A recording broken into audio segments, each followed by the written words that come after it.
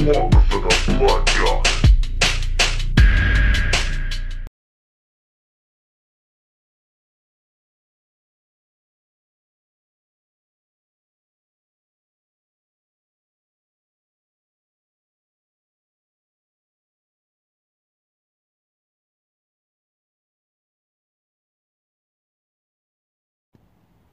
How you going, guys? Dean from Blog for the Blood God here with my third battle report for Warhammer 40k 8th edition. I've got Lee with me today, and we're going to be doing a 1500 point battle. So I'll run you through my list first, then I'll chuck the camera over to Lee, and he'll run you through his.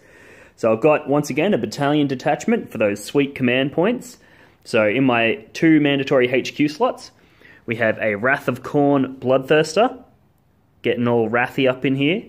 Then we've got Khorne the Betrayer. And then we've got 3 mandatory troop slots. So I've got a unit of Khorne Berserkers for Khorne, and then 2 units of Cultists. And then I've got 2 fast attack slots, which is 2 Helldrakes with Bale Flamers. And heavy support slot is a Land Raider with your standard kit. So the obvious strategy there is that Khorne and the Zerkers go in the Land Raider, and basically everything charges up the field, gets choppy, and claims lots of skulls. So that's my list, nice and simple. Comes in with 6 command points because you get 3 from the battalion and a further 3 for being battle forged. So I'll chuck the camera over to Lee and he'll run you through his. Hey guys, Lee here. So this is the debut of the Dark Eldar for 8th edition for myself. I've tried to take as much variety in this list as I could. So let's have a look. First up, the Archon. So he comes stock standard now with the Shadow Field, which is fantastic, but I have given him a Husk Blade and Blast Pistol. With him as well, filling out the HQ slots, is the Court of the Archon. So I've got 1 Lamian as well, and 3 Urgles. So these guys are actually really versatile in this new edition from the looks of it. Being able to reroll hits, I believe, in the first round of combat, if they are with the Archon. So I'm really keen to see how these guys do. Didn't use them all that much in 7th Ed, but yeah, we're going to give them a try tonight, see how they go. They'll also be cruising up in this Venom here. 2 Splinter Cannons, of course, as it is the only way to go with these things. Pulling it out, we've got 2 squads of warriors. The Cyberites have Blast Pistol and Agonizer. Due to the rule changes, the Blast Pistol option is actually really fantastic now. Same as the Agonizer, only coming in at 4 points, -2 to the opponent's armor save, and being a 4+ to wounds. So these guys not being able to be singled out actually makes them a lot more versatile. Also in the units, we've got a Splinter Cannon and a Blaster. They're both going to be riding in Raiders, coming in at 96 points now with the Shock Prow, but really looking forward to seeing how these actually work together in the new edition. Moving across as well, unit of 10 Witches. I've got the Hecatrix with Agonizer, and I've also got some Hydra Gauntlets in there. They're also cruising up in a Raider. Pulling it out, we've also got Scourges. Rocking with 4 Heat Lancers and a Power Lance. Now, the Heat Lance is absolutely awesome in 8th edition. Rocking in at Strength 6. Roll 2d6 if you're within 9 inches, and you pick the highest result as the wound roll. They're also -5 AP, so they're going to be quite dangerous, especially coming up against the vehicles that Dean's bringing tonight. 2 Talos, my favorites. I love Talos, love running lists. I think they're going to be absolutely fantastic in this edition as well. They're also rocking with 2 Heat Lancers and Chain Flails. Moving across, I've got the Kronos as well, who's going to be following up behind them, trying to do some of the buffs. The new rules I'll explain as we get into combat a bit later on. And last but not least, stock standard Ravager 3 Dark Lancers. So that's pretty much the list, just under 1500 points. And hopefully we're going to have a bit of a fun game, test them out, and let us know what you think. Alrighty guys, we've just finished deployment. So we rolled for the mission, which we got Big Guns Never Tire, which is 4 objective markers. Basically each one's worth 3 victory points at the end of the game. You also get 1 victory point for every heavy support unit that you destroy. And at the end of the game, if a unit is contested by a heavy support unit, it auto claims it. Similar to like how Objective Secured used to work. So I deployed the second objective, so Lee chucked his first one down here in the rubble. I placed my next one behind it. Then Lee placed one over here in the pipeline. And then I chucked the fourth one down here with the cultists. So pretty much all of the objectives are in this quarter of the table. And then because I placed the last objective, I got to pick the quarter, and I'll pick the deployment type. So I picked quarters, obviously, and picked the quarter that had all the objectives in it. So then we went into deployment. So I deployed pretty much everything up front and center, within 9 inches of the center of the table as best as I could, just to maximize that turn 1 efficiency. And then I chucked cultists on backfield objectives. And then Lee's obviously put his big choppy combat unit in the center there. And then he's got a lot of Dakar spread out. So he's got his Ravager, his Raiders, Venom, Talos, Kronos. Look at that, Lee. I'm learning the names of this shit. I know it. And he's got the Scourges over there, and they're going to deep strike in. Or whatever their version of that new rule is. Yes. Because nobody has deep strike anymore. It's all some fancy crap. But yeah, so that's our deployment. Lee, would you like to seize the initiative? Let's give it a crack. I'm going to steal one of your dice. Breathe on it. Ooh. Would you like to use a command point to re-roll your Cs? I've got 6. You know what? It'd be a laugh. Let's just do it. Let's do it. Let's just do it. Ready? I'm going to breathe on it again.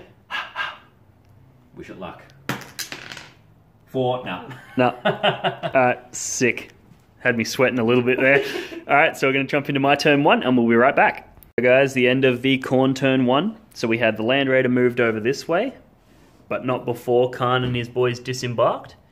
We had the Bloodthirster move up here, and then the 2 Helldrakes get deep into his lines. Because they started 18 inches away, because we both had to start 9 inches from the center, Khorne and his boys disembarked 3 inches from the vehicle, moved 6, looking for a 9-inch charge. The Berserkers made it in. I used their command reroll to get them in, because they rolled a 6 and a 1. So I was like, oh, if I reroll that 1, 3 up, I'm getting into combat. That's pretty good.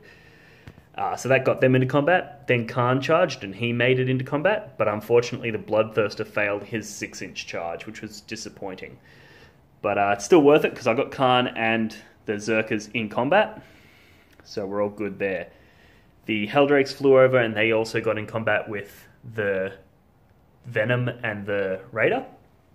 In my shooting phase, the Land Raider opened up into the Venom because I knew it had his command unit in it, and I dropped it down to a single hull point remaining. Or actually, that was the single hull point remaining was combined shooting of the Land Raider and that Helldrake. And that Helldrake. All of that, dropped it down to a single... Durable. Yeah. It's fucking... I was rolling pretty bad. I got one of my las cannons, hit it, wounded it, did 5 wounds, and then he saved it with his 5-up invul. So that sucked. The las cannons could have potentially just ripped that army apart, but yeah, it is what it is. And then we got into the combat phase. So Khorne and the Berserkers charged in, had really high hopes, but the Berserkers only did maybe 1 or 2 wounds, I think. Khorne did most of the heavy lifting, as you'd expect, and killed off one of the Talos models and reduced the other one down to 6, or took 6. So you got 1 left. No, it's got Correct? 6 wounds left. 6 wounds left. Yep. Okay, sorry. So yeah, 6 wounds left. So ongoing combat, and that rounds out my turn. So we'll jump into Lee's turn 1 and see what he can do in response. All right, a very interesting turn for the Dark Eldar. So, pretty much in movement phase, we had the Ravager move across just a little bit. Raider with Warriors stayed in. Raider with Warriors moved a little bit out. The Venom was here. He's now ducked off over here with his 1 wound left. And this Raider here has also moved across. They held the Witches, and the Venom held the Archon with a quarter of the Archon. And as you can see, they have now moved up into combat with a Bloodthirster, taking away 1 wound. But more on that in a minute. The Talos moved back this turn, and the Kronos moved up. However, as you can see in the combat phase, he has died. More on that in a second. Pulling back out. So, oh yeah, and the Scourges as well. They dropped in, ready to shoot the Bloodthirster with their Heat Lancers. So, recapping the shooting phase, everything in this sort of corner here shot at this Helldrake, taking away, I think 2 wounds. That is it. So very lackluster shooting, especially from the Dark Lancers. Dean made a few 5-up involves on those Dark Lancers too that were managing to hit, so good on him, the jerk. Moving across as well, the Heat Lancers managed to strip away 1 wound, I believe, on the Bloodthirster. And that was pretty much it for the shooting phase. Combat phase, however, this is where it gets interesting. Khorne managed to kill all of his own Berserkers, giving first blood to the Dark Eldar. At the same time, he also managed to kill the Kronos that had charged in. Khorne did what Khorne does. Killed fucking everything. Good boy, Khorne. Here as well, we had the Witches, the Archon and the Urgles managing to charge. However, the poor Lamian is just sitting there by herself. So she would have been handy to move up into combat with the Bloodthirster, but it is what it is. So all in all, a pretty uneventful yet extremely eventful turn. Let's see what Dean does next. We did have, before you go back to the next turn, we did have my Bloodthirster try and take out your Warlord. Yes. So I got 5 hits. But you managed to pass all 5 of those invul saves. So 2-up invuls. But I was really hoping to get that one thing through and just fucking smash out that Archon. But didn't happen, and as you can see, he's still sitting there in the shadow of the Bloodthirster. Still alive. For now. For now. Here we go, guys. The end of my turn 2. So we had, for movement, the Land Raider moved up, and the Helldrakes moved up. The Helldrakes blew up. They both used their Bale Flames to blow up this vehicle. And then that allowed this Helldrake to charge the occupants. This Helldrake charged this vehicle, which did 2 or 4 or something. 4 hull points. 4 hull points to that one. 4 wounds. 4 wounds, yeah. Got to stop saying hull points. Yep. 4 wounds taken off of that one. Killed this one, and then charged the occupants, but didn't kill any of them. The Land Raider fired his twin-linked las cannon and the heavy bolter at this Venom, trying to strip down that last wound. And then he fired his other twin-linked las cannon at this, hoping for some lucky 6s on the damage table. But I either missed, or he passed his saves, or whatever. End result being, no damage done to this one, even though it only had 1 wound left. And I took 4 or 5? 5 off of that one. So that was pretty good, but not enough, in my opinion. But then we had the combat with the Bloodthirster, and like an idiot, I allocated all my attacks on the Archon again with his 2-up invul. And stupid me is thinking, getting excited with 8th edition that you can allocate to characters now. So I got excited and thought, oh yeah, I'll throw all my things on his Warlord because you can't protect him. But then I remembered, he probably wants me to put my attacks on that guy because he has the 2-up invulnerable save. So he would be tanking on that guy anyway. What I should have been doing is clearing out all of his other shit. But oh well, you live and learn. It's part of the game. And then we had something that I was really excited about, which is, I call it Khorne's ping pong ball trick. Where basically over here, I'm not sure if you remember, that, but we had the girl, whatever her name is, Lamian there, and the Kronos there. And what I did is Khorne charged the Lamian, killed her, and then in his, because he gets to attack twice, he then piled into another unit, because it was the closest unit, and attacked it as well. So, didn't quite kill it. I got it down to like 1 wound remaining, I think. Correct. Yep, 1 wound remaining. So, did some serious damage, but not quite enough. But either way, Khorne's an absolute baller. He's killing shit. So, that pretty much summarizes my turn. And yeah, we'll get back after Lee's turn 2. Alright, the Dark Elder turn 2, and some things have happened in this phase. So the Witches, Archon and Urgles all moved out from the Bloodthirster. The Raider moved up on top of the building, and then just over here the Ravager moved up, and this Raider that was in combat with the Helldrake has also moved out. Shooting phase, the Ravager managed to take off a couple of wounds from the Helldrake with some lucky shots. Otherwise, no other notable shooting until we go to these lovely, lovely models. So the Scourges managed to hit twice, or hit 3 times, I think, and wound twice onto the Bloodthirster. Failed both invul saves, and then rolled a 5 and a 6 for the D6 wounds, dropping him. So, Interestingly, being able to roll 2 dice and pick the highest. Correct. That's what saved you there. Yeah, that's exactly it. A 1 and a 6. Yeah, so Dark Elder plays, the Heat Lancers are absolutely worth the 25 points a pop on them.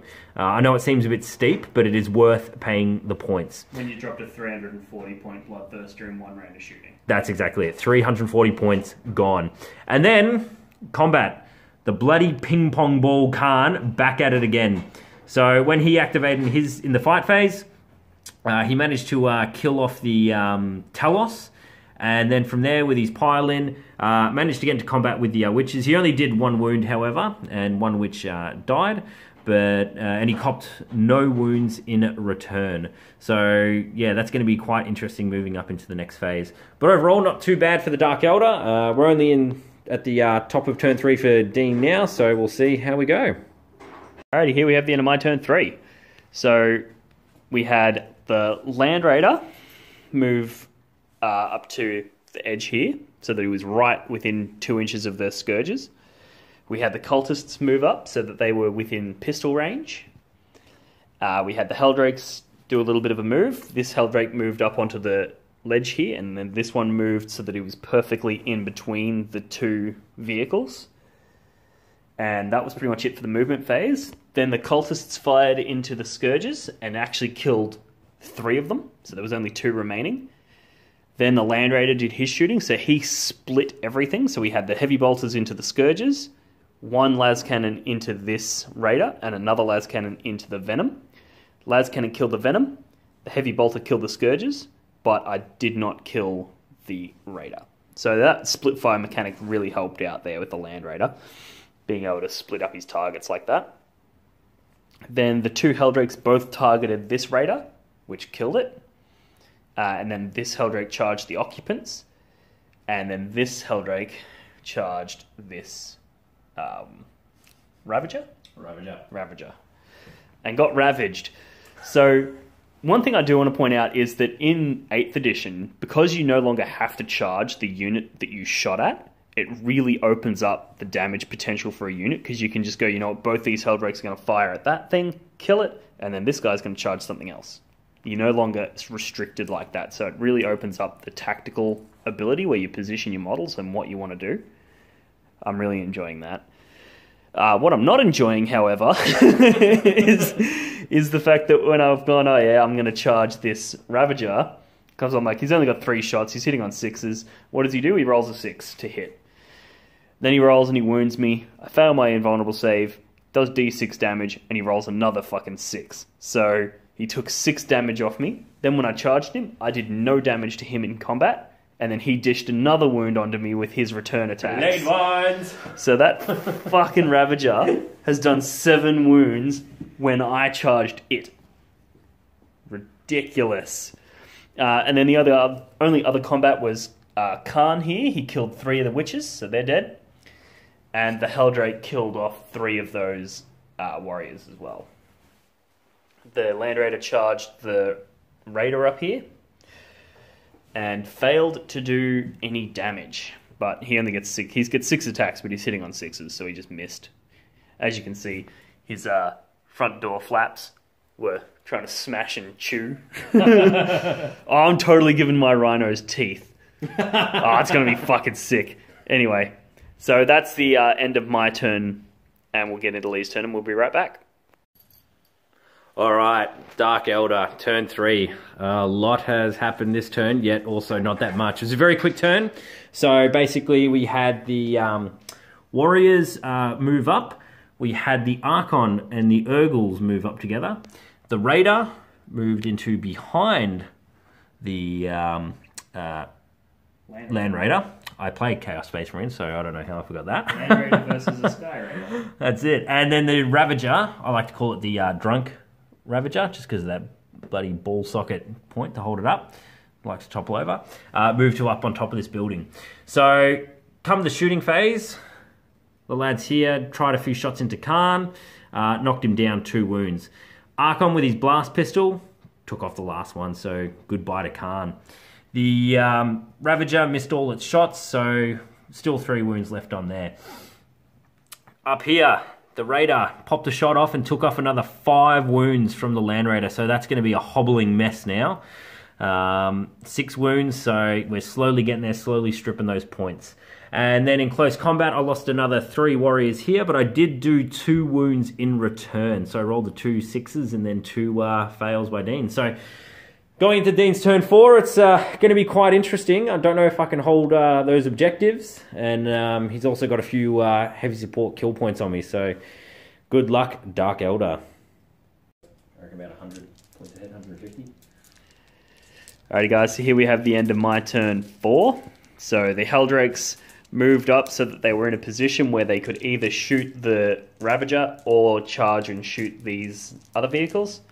The Land Raider moved down to be a bit of a blocker to try and stop his units from getting down to my backfield, and also put himself in a position where he could shoot it in multiple targets. And that was pretty much all of my movement. Then in the shooting phase, the Land Raider fired both of his twin-linked las cannons at the Ravager and his heavy bolters at the Witches. Heavy bolter killed off all of the Witches bar 1, and then the 2 las cannons stripped all bar 1 hull point or wound off the Ravager. Then both of the Heldrakes had to fire their Bale Flamers at the Ravager just to strip off that last wound. D6 shots off this guy, and he only rolled a 1 and then failed to wound. But then D6 shots off this guy, and he rolled a 6. So he overkilled it. Boo! Then basically combat phase, I just charged into this squad here so that I'm not trying necessarily to do damage, more just so that when they fall back, they're snapped, or they can't shoot and they can't, do anything else. And then the Land Raider and this Heldrake both tried to spit roast this Witch and didn't do any damage. She managed to duck below the Land Raider's side sponson as it swung around and tried to take her out. And yeah, the Heldrake's claws did nothing. So that pretty much summarizes my turn. So we'll jump into turn 4 for the Dark Eldar, and we'll be right back. Or the Drukhari, or whatever the fuck they're calling. Drukhari. The Drukharis. Dark Eldar turn 4. So movements, let's have a look here. The Archon and the Urgle had moved up from their original position back here. These warriors broke away from the Heldrake, and these warriors moved in a little bit closer. And the Witch also broke from combat and is running towards that objective, and that Raider has moved towards that objective. In the shooting phase, everything missed. Yeah. Pretty much everything missed. Anything that did hit rolled a 1 to wound. So the Dark Elder shooting phase was not all that good. The Raider used up the last command point I had as well for a reroll on the damage to try and do something to the Land Raider, and I rolled a 1. So there we go. The Urgle and Archon charged in as well, with the Archon doing no wounds on the Land Raider. Or did he do a wound? I think he did. Yeah, you did. Yeah, he did. Yeah, did 1 wound with the Husk Blade instead of the D3. It just did 1 wound. Urgles did 2 wounds on the Heldrake, so that stripped it back down to 4, but it'll regenerate 1 wound at the start of the next phase back to 5, which is annoying. And then, one of those Urgles died? And yeah, one of the Urgles died. One died in the Overwatch, and then another died in combat. So pretty resilient, the Urgles, with 3 wounds as well, and a 5+ invul. But anyway, that's how the Dark Elder are looking at the end of this turn. We're into turn 5, the last turn of the game. Yep. We have the end of the Chaos turn 5. 5. Nice and quick. So the Land Raider just moved back to get out of combat, and so that he's within 3 inches of that objective marker.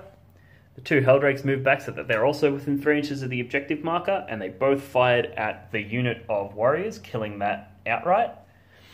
The Cultists moved so that they've got some guys within 3 inches of objective 4, and some within 3 inches of objective 1, and I've got enough within range of that so that I trump his unit, because I have more models within range. So that puts me in a pretty good position on the objectives. But also worth noting is the Cultists fired their auto pistols and actually managed to wound the vehicle with their strength 3 weapons. So that was interesting. But yeah, so we'll jump into turn 5 for the Dark Elder, and then we'll do the roll-off to see if the game continues.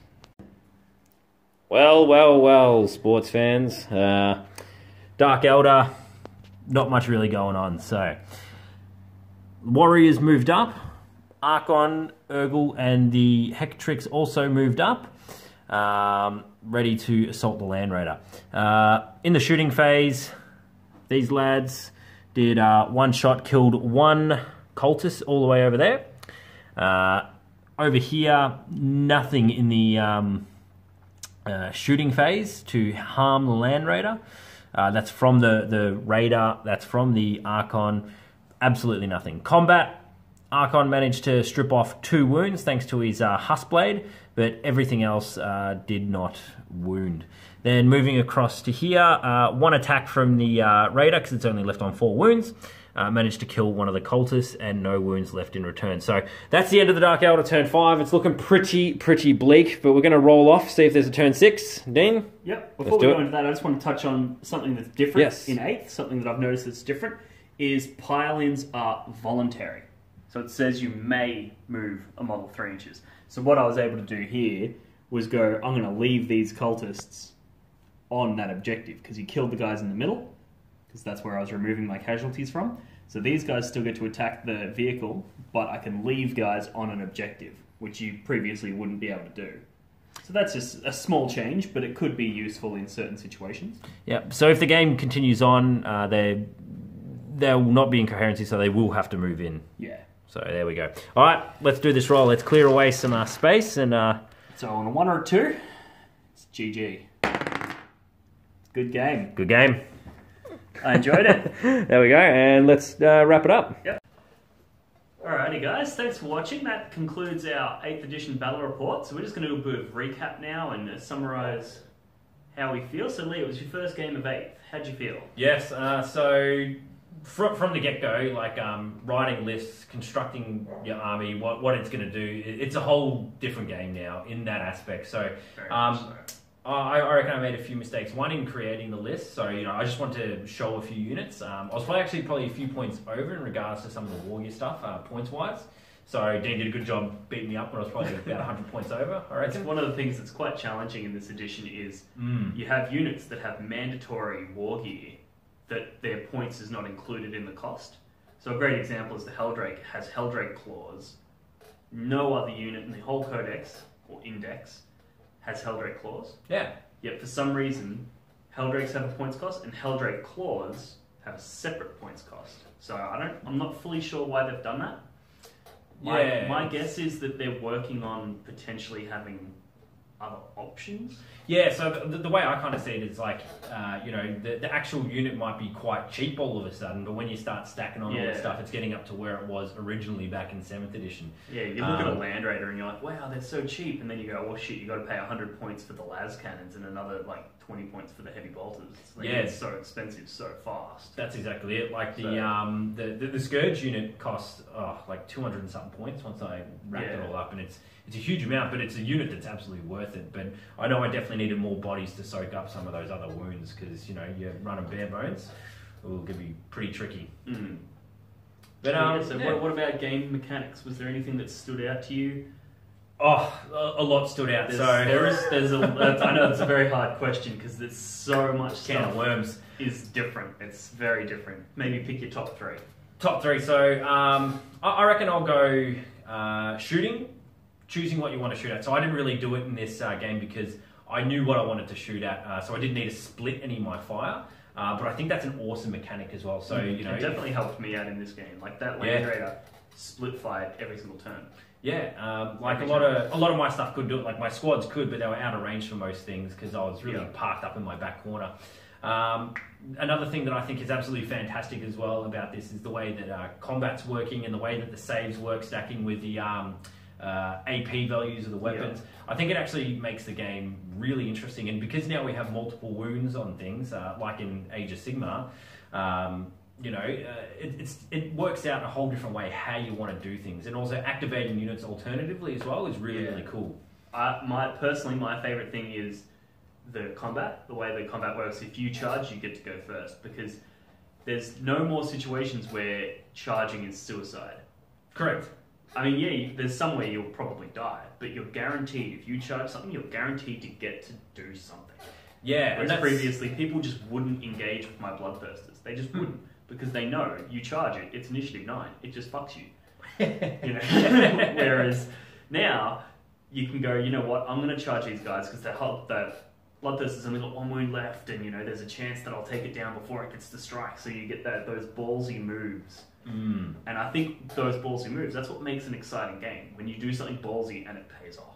Yeah, and that makes you feel good. That happened a few times in this game as well, doing some ballsy maneuvers and doing some ballsy charges and where you wanted to place things, as you guys will have seen already in the game. Another thing I wanted to bring up, and it's just slipped my mind at the moment, but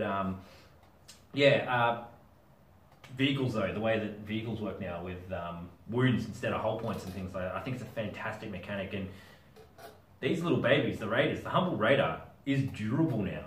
These things are so bloody durable. It's fantastic. And having my Venom as well actually last through so much shooting, crazy. Even when was the last time you saw a Land Raider last 5 turns? Yeah. It doesn't happen. It does now. Yeah, well, you'd have old games, so especially if you're in the competitive scene, that Land Raider parked anywhere is going to die turn 1. You know, someone's going to have that lucky las cannon shot that just penetrates and kills it, or you're facing Tau and they're just going to Nova cannon or something, and it's just boom, gone straight away. It was just a waste of points. Now, you're actually going to survive a few turns of shooting. It's good. It's very much still possible to one-hit them, but you actually have to dedicate serious amounts of shooting. You can't just go, I'll throw one shot at it and pray for a lucky penetrate and explode. You now actually have to go, well, it's going to actually take this much damage. Yeah. It takes that, you know. So, you know, for example, it'd take, 3 or 4 or 5 Dark Lancers to really strip this thing down if I did it turn after turn. So, even if I continually shot Dark Lance at it, I reckon it'd take 3 turns to strip it. Yeah. Easy. What about, so from the Dark Eldar perspective, was there any units that stood out to you? Any auto takes in your opinion? Or the Court of the Archon's really interesting now. Unfortunately didn't get to attack with my Lamian because she died to Khorne.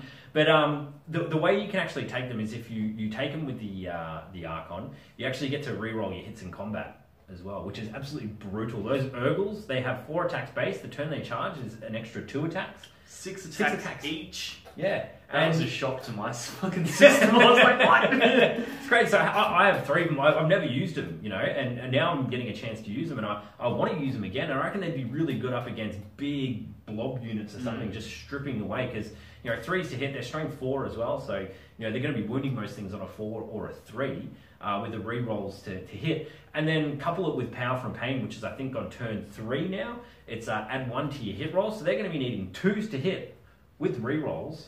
Yes. You're going to hit most things. Yeah. It's absolutely fantastic. It's definitely one thing that was very apparent in this game as well, is the shift is now damage output is way higher than previously. Like everything dies so fucking quick. Yeah. Whereas previously it'd be like you've got things with rerolling saves and all that, whereas that's all seems to be gone, but now rerolling to hit isn't. Yeah. So things are much more reliably dishing out the damage, and there's no more, I just spent my entire turn shooting at that and I did no damage. You'll be doing an entire turn shooting at it, you might take 10 wounds off of something. Yeah, so, that's it. But it's still alive. It's still alive. 10 wounds, it's still alive. Yeah, it just feels better. Instead of going, it's only got 3 hull points and I shot at it with everything and did no hull points, or did 1 hull point. Whereas now it's like, it's got 20 wounds, shot at it with everything and took off 10 wounds. That feels like you've achieved more. Yeah, and that feeling you're actually achieving something, I think that's another really good thing. Yeah, because it keeps you engaged in the game, whereas previously you'd be like, wow, I just wasted my entire shooting phase and didn't even freaking do any wounds, Yeah. You'd be like, whereas now, even if you're not realistically getting anywhere, you feel like you're getting somewhere. Yeah, and I felt that like I was on the back foot most of this game, and it did tussle a little bit where I was thinking, I am getting on top of Dean finally, but things didn't go my way. But I always felt like I was achieving something. I always felt like I was going somewhere in this game. And going back to the way the Dark Eldar are working, I think there's a lot to actually unlock with this army, just by looking at it. I've got a lot of... that Scourge unit was fucking savage. Yeah, the Scourge is a fantastic... with a 14-inch movement as well, the fact that you can do the Deep Strike, which is not called Deep Strike anymore, I think it's like Death from the Skies is the rule in the index for them. Equipping them with the Heat Lancers or whatever weapon you want, they're a very versatile unit, and a 4+ save, 6+ involve. I can see them being an auto take because you're just guaranteed to get them turn 1, so you don't have to wait for reserves. You're also guaranteed for them to not scatter, Yeah. So I would be taking 3 units of them in every list, and then I'd be supplementing that with a bunch of other stuff, fast stuff, and then just going, you've got 3 of them, drop in turn 1, pick your 3 biggest threats, and That's just eliminate them. Yeah, so you won't get that roll 2d6, pick the highest damage on your first turn, because you're going to be more than 9 inches away. So, you have to place, more than 9 inches away from a target. 9 inches is to get that, because it's half range. But another thing that I'm really interested in actually taking in the Dark Elder list is all the homunculus Coven stuff as well, because it's tough. It has the resilience rule, so a lot of 5+ involves on everything, which is surprisingly There was handy. a lot of 5-up involves. Yeah, and the fact that they're fast as well, that's the other thing. Like, most things are going to be moving 6 or 7 inches in the homunculus Covens as well. So, with a really resilient force like that, like, I've got quite a few grotesques that I usually love taking, and I unfortunately didn't get the chance to take them today, but yeah, I definitely want to start taking them again in a nice big unit and just seeing what they can do on the board. Throw them in a raider, just shoot that raider off as far as it can go, and just see what happens when they jump out and charge in turn 2. One for the blood god.